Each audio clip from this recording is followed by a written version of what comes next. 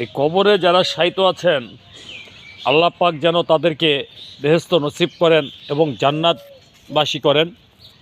সবাই তাদের জন্য দোয়া করবেন।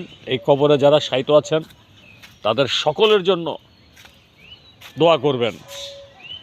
আপনাদের কাছে আমার একটাই অনুরোধ, এখানে আপনারা আমার সবারই আসতে হবে।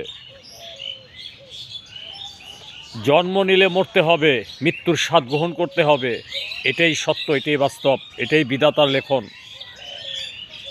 কেউ মৃত্যু থেকে পালিয়ে বাঁচতে পারবে না, সবাই মৃত্যুর স্বাদ গ্রহণ করতে হবে সবার।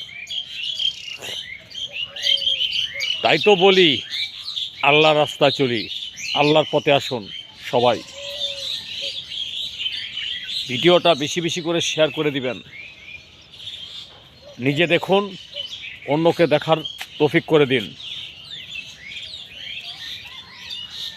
সবার জন্য দোয়া করি, কবরবাসীদের যারা আছে তাদের জন্য সবাই দোয়া করি।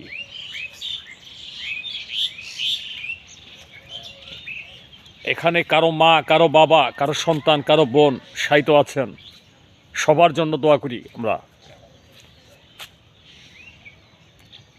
সবার কাছে হাতে পায়ে রিকোয়েস্ট করতেছি, ভাই এদের জন্য দোয়া করবেন।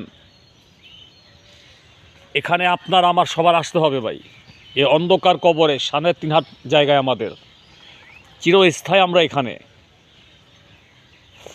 5 তলা বাড়ি, 10 তলা বাড়ি, ব্যাংক ভর্তির টাকা, ওগুলা কাজে আসবে না ভাই। এখানে যারা যারা শায়িত আছেন তারা বুঝতে পারতেছেন।